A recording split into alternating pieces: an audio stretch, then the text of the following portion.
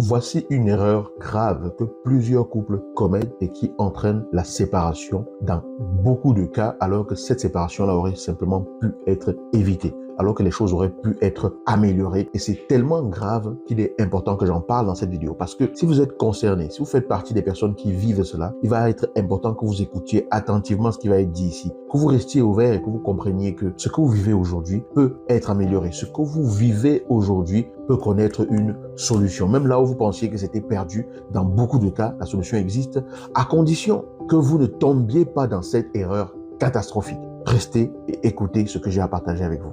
Bonjour les amis, j'espère que vous allez bien. Je suis Yannick TM, je suis un semeur de pépites et de grains de conscience. Ça veut dire que je ne vous dis pas la vérité absolue. Je sème des graines et j'espère que ces graines trouvent un écho favorable dans votre vie. Ensuite, vous allez prendre ces graines-là, les développer pour atteindre la vie que vous voulez vivre. C'est votre responsabilité parce que chacun doit se bouger pour construire sa vie. C'est ma vision du monde. D'accord? Si c'est la première fois que vous arrivez ici, 3 choses. Première chose, tous les dimanches à 19h heure de Paris, revenez ici en direct, c'est gratuit, vous n'avez rien à faire d'autre que de vous connecter. Il y aura toujours un sujet sur lequel on va échanger pour qu'on puisse apprendre tous ensemble. Deuxième chose, allez au-dessus de la vidéo si vous me suivez sur Facebook ou en dessous de la vidéo si vous me suivez sur YouTube. Vous cliquez sur le premier lien pour télécharger votre guide des 7 erreurs qui peuvent tuer votre vie de couple.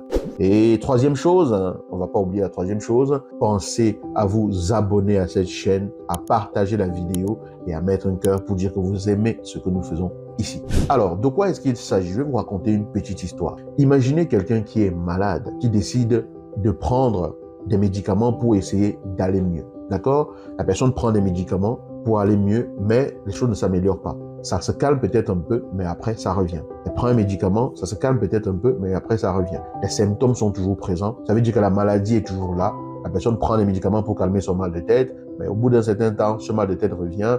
La personne prend un médicament pour calmer sa fièvre, mais au bout d'un certain temps, cette fièvre-là revient. Et finalement, la personne, à un moment donné, parce qu'elle n'arrive pas à se soigner, à prendre des médicaments qu'elle connaît et que ça fonctionne, elle va aller voir une voisine et expliquer à la voisine les différents maux qu'elle a. La voisine va lui dire, ah oui, moi j'avais également ça, il s'agit de telle maladie, j'avais pris telle chose, ça marchait. Elle va prendre ce que la voisine lui propose et tout, et ça va peut-être essayer de marcher un peu, par la suite, ça ne marche pas. Dans certains cas, ça peut marcher, ok, je ne dis pas que ça ne marche jamais, parfois ça peut marcher, mais on est dans la configuration où ça ne marche toujours pas. Cette personne donc essaye d'aller voir un peu plus loin des gens qu'on lui a conseillé d'aller voir, qui lui coûtent peut-être pas si cher que cela, et ça ne marche toujours pas. Et finalement, la personne, voyant que tout ce qu'elle a essayé ne fonctionne pas, décide tout simplement de mettre fin à sa propre vie parce que c'est dit, bon, de toute façon, je suis malade, je n'arrive pas à me soigner et tout. Donc, du coup, vaut mieux en finir, vaut mieux arrêter là. Est-ce que vous trouvez cette attitude comme étant une attitude la plus sensée qui soit? Parce que dans toute l'histoire, je n'ai pas dit que la personne est allée voir un médecin, je n'ai pas dit que la personne est allée voir un spécialiste du mal qu'elle a. Je n'ai pas dit que la personne a pensé à aller demander à ce que quelqu'un qui a appris comment fonctionne le corps humain, a appris certaines maladies et tout, elle n'est pas allée voir cette personne-là pour savoir ce que cette personne en pense. Vous allez lui dire, mais en général, ça ne se passe pas comme ça. En général, les gens, quand ils sont malades, ils vont aller voir le médecin ou en tout cas aller voir quelqu'un qui pourrait jouer le rôle du médecin dans la communauté dans laquelle on vit, peu importe, pour pouvoir avoir des éclairages parce que personne ne décide de mettre fin à son existence simplement parce qu'elle n'a pas réussi à se soigner. On est bien d'accord là-dessus. Parce qu'en réalité, ce n'est pas parce que vous avez un corps humain que vous savez comment ce corps fonctionne. Tout ce que vous savez, c'est que quand vous mangez, vous allez aller éliminer par la suite. Quand vous buvez, vous allez aller éliminer par la suite. Mais le choix des aliments, vous ne le maîtrisez pas forcément. Parfois, vous le découvrez parce que votre corps rejette l'aliment. Donc, vous expérimentez. Si vous mangez n'importe comment et tout, c'est votre corps qui vous dira à un moment donné, tu as beaucoup trop mangé. C'est votre corps qui vous dira à un moment donné, il faudrait peut-être pas manger cet aliment-ci et tout. Vous allez expérimenter au détriment de l'expérience, au détriment de votre corps en faisant n'importe quoi. Mais heureusement qu'on a des éducateurs, des personnes qui nous accompagnent, nos parents, beaucoup de choses qui nous permettent de dire que cet aliment-ci c'est un poison, il faut pas le consommer. Cet aliment-ci n'est pas bon pour la santé, il faut pas le consommer, etc. Mais qu'est-ce que cela a à voir avec la vie de couple?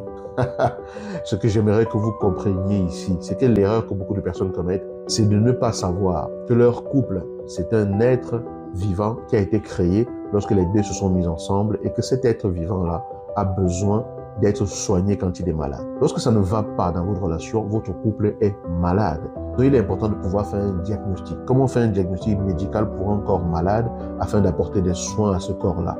Il faudrait que votre couple ait un diagnostic pour pouvoir améliorer les choses, pour pouvoir apporter les soins nécessaires pour que ce couple s'améliore.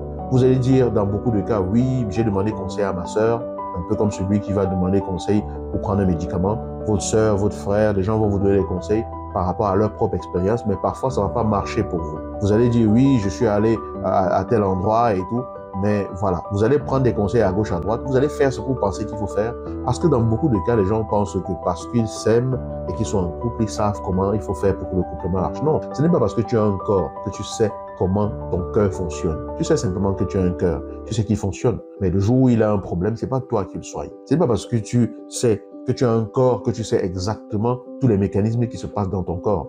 Heureusement qu'il y a des personnes qui ont appris à le faire. Ce n'est pas parce que tu es en couple que ça veut dire que tu sais comment le couple marche. Ce n'est pas parce que vous vous aimez que ça veut dire que vous savez comment le couple fonctionne. Donc, il est important, quand ça ne va pas, de comprendre que ce couple-là, qui est cet être vivant, que vous avez créé tous les deux, qui est votre premier-né, parce qu'il existe puisque vous êtes deux. Donc, c'est votre premier-né. Vous avez la responsabilité de ce premier-né-là. Quand il est malade, il va falloir le soigner.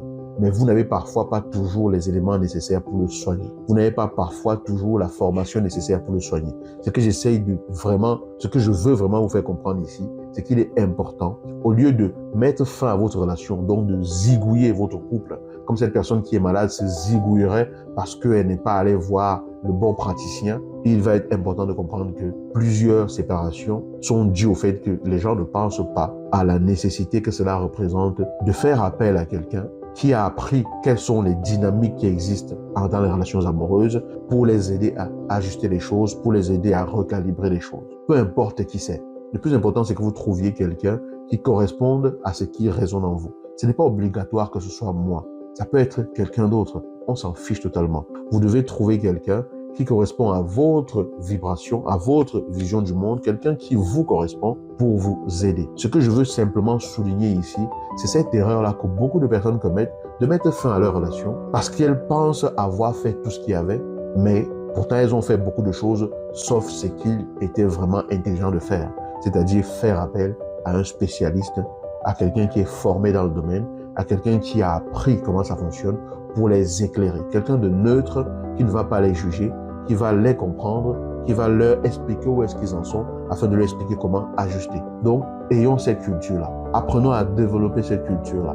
Apprenons à développer cela parce que autant, ce n'est pas parce que tu as un corps que tu sais comment ton corps fonctionne. Tu l'utilises simplement, mais tu ne connais pas toute la machine qui est à l'intérieur forcément. Autant, ce n'est pas parce que tu es en couple que ça veut dire que tu sais comment faire marcher un couple. Mais heureusement, il y a des gens qui savent, qui ont appris.